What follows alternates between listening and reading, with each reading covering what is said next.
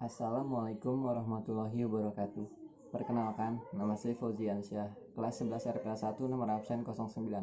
Di sini saya akan mempresentasikan tentang proyek akhir saya, yaitu rumah sakit yang saya beri nama Fauzi RS. Untuk detail selanjutnya, disimak video selanjutnya. Nah, yang pertama itu bab 1 pendahuluan, latar belakang masalah. Di dalam era globalisasi, sekarang ini kebutuhan akan informasi yang cepat, tepat, akurat, dan relevan. Tepat waktu sudah merupakan kebutuhan yang tidak dapat ditawar lagi. Guna memenuhi tuntutan setiap manajemen terutama dalam pengolahan data. A. Pengertian sistem. Sistem adalah sekumpulan unsur yang berhubungan antara satu dengan lainnya sedemikian rupa, berproses mencapai tujuan tertentu. Sini ada karakteristik sistem. Karakteristik sistem dibagi menjadi 8, yaitu yang pertama, batasan, boundary. 2, lingkungan, environment. 3, masukan, input. 4, pengolahan, proses. 5, keluaran atau output.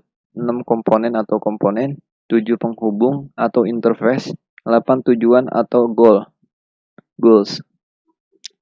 Yang B, pengertian informasi. Informasi adalah data yang telah diletakkan dalam konteks yang lebih berarti dan lebih berguna yang dikomunikasikan kepada penerima untuk digunakan dalam pembuatan keputusan. Yang C, komponen sistem informasi. Sistem informasi dibagi menjadi 6, yaitu perangkat keras, perangkat lunak, database, telekomunikasi, manusia, prosedur. Kita lanjut ke bab 2. Yaitu perancangan. Tujuan perancangan yaitu untuk memenuhi kebutuhan para pemakai sistem untuk mencapai tujuan. Seseorang analisis sistem harus dapat mencapai sasaran sebagai berikut. A. Desain harus bermanfaat, mudah dipahami, dan mudah digunakan. B. Desain sistem harus mendukung tujuan utama perusahaan ataupun instansi. C. Perencana sistem harus efektif dan efisien untuk dapat mendukung keputusan yang akan diambil oleh pimpinan, termasuk tugas-tugas lainnya. Lanjut, sistem informasi rumah sakit. Yang pertama ada entitas-entitasnya. Entitas-entitasnya itu pasien, admin, ruangan, obat. Kedua, nama entitasnya. Pertama pasien, harus data keluarnya daftar antrian, harus data masuknya informasi pendaftaran. Nama entitasnya yang kedua admin, harus data keluarnya pemeriksa pembayaran, harus data masuknya informasi pembayaran. Nama entitasnya yang ketiga ruangan, harus data keluarnya tempat diperiksanya pasien, harus data masuknya informasi periksa pasien. Nama entitasnya yang keempat apotek, harus data keluarnya tempat menembus obat, harus data masuknya informasi menembus obat. Ketiga proses. A. Proses antrian tiket. B. Proses pendataan pasien. C. Proses laporan pemesanan. D. Proses laporan antrian. E. Proses laporan penyakit. Keempat, pengelompokan proses. Proses dibagi menjadi 2, yaitu entry data dan laporan. Ini diagram konteks DCD. Pasien di sini data pasien, nota pembayaran dimasukin ke sistem administrasi. Perawat, nota rujukan, nota asli rekapnya dimasukin ke sistem administrasi. Dokter, diagnosa dan nota rujukannya dimasukin ke sistem administrasi. Ini sistem administrasi, nota rujukannya ke dokter. Dari sistem administrasi ini, pasien, perawat, dokter laporkannya kepada pimpinan rumah sakit. DFD level 0. DFD level 0. Pasien, kartu pasiennya pada pendaftaran pasien baru, lalu data pasiennya pendaftaran. Pasien, kartu pasiennya pemeriksaan, pasien, lalu biaya dan resep, pemberian biaya dan obatnya, dikembalikan struktur pembayaran resep baru kepada pasien lagi. Dari pendaftaran yang tadi sini, data pasiennya dilaporkan ke pembuatan laporan. Lalu pembuatan laporan yang tadi pendaftaran dilaporkan kepada pimpinan. Pasien, yang pemberian biaya dan obatnya, biaya dan konsep di sini ada pendapatan. Pendaftaran data pembayarannya, pembuatan laporannya dilaporkan kepada pimpinan. Kita lanjut ke DFD level 1. Di sini ada apoteker, data obat, input data obat, data obat. Di sini ada admin, data pengguna, input data pengguna, pengguna. Admin dibagi menjadi dua, yaitu data tindakan, data dokter. Input data tindakan itu ada input data tindakan, tindakan. Data dokter, input data dokter, dokter. Data petugas, input data petugas. Di sini ada data pasien, dari admin ke data pasien, lalu input data pasien, pasien. Register, pasien harus mendaftar ke data pasien, input data pasien ke pasien. Kita lanjut ke ERD-nya. Di sini entitas saya sama seperti tadi, yaitu dokter, perawat, pasien, dan ruangan. Ada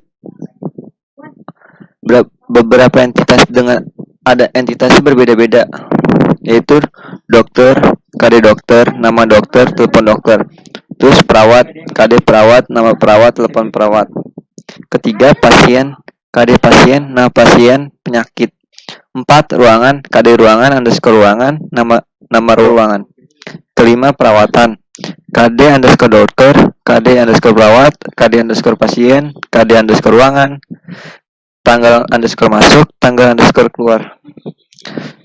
Keenam, pembayaran, KD admin, nama admin, bukti pembayaran. Di sini pasien, KD pasien, nama pasien, telepon pasien. Dari sini pasien dirawat oleh dokter dan perawat. Di sini perawat ada KD perawat, nama perawat, telepon perawat. Dokter ada nama dokter, KD dokter, telepon dokter. Terus dari pasien sini ke perawatannya ruangannya KD ruangan, nama ruangannya. Misalnya ruangan ICU, ruangan apa gitu. Terus perawatannya di sini ada KD seperti kayak tadi tuh, KD pasien, KD ruangan, KD dokter, tanggal masuk, tanggal keluar. Penyakitnya apa? KD perawatnya siapa? Dari ruangan ini menuju pembayaran melalui administrasi, ada bukti pembayaran, DSS, ada terus KD admin, terus siapa nama adminnya. Ini database-nya, kamus data pasien, nama field, tipe panjang keterangannya, dan administrasi, dokter, perawat, ruangan, administrasi. Kita lanjutkan ke codingannya. Di sini saya menggunakan web statis. Kita coba login menggunakan email saya, yansa@gmail.com. Kita login.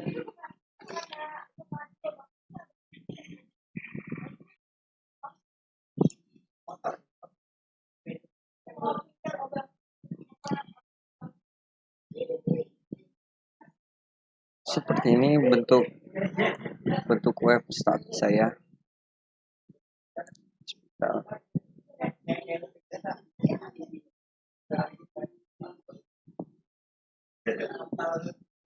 Ada form tentang kami, layanan, jadwal dokter, administrasi, masuk dan daftar. Ini home, di sini yaitu web yang ininya tentang kami. Ini kita kontak us ke via rumah sakitnya melalui ini. Lalu layanannya sini saya belum buat, jadwal dokternya juga belum buat, administrasi juga belum. Lalu di sini ada pembayarannya. Pembayarannya bisa, membayar rumah sakit ini bisa via BPJS atau kas tunai. Kalau kita pengen bayar BPJS, kita klik di sini BPJS. Kalau di sini ruangannya, kita misalnya di ruangan ICU. Ruangan ICU. Setelah itu kita ke apotek tembus obat-obatan, misalnya obat kapsul. Lanjut. Jadi rumah sakit ini buka jam 9. Kita tutup jam 10 malam. Di sini ruangannya apa? Di sini kita checklist. Jika sudah kita pilih semuanya, Ketika udah, kita klik ini. Karena saya masih statis, kembali lagi ke web-nya. Cukup sekian dari saya. Kurang lebihnya mohon maaf. Wassalamualaikum warahmatullahi wabarakatuh.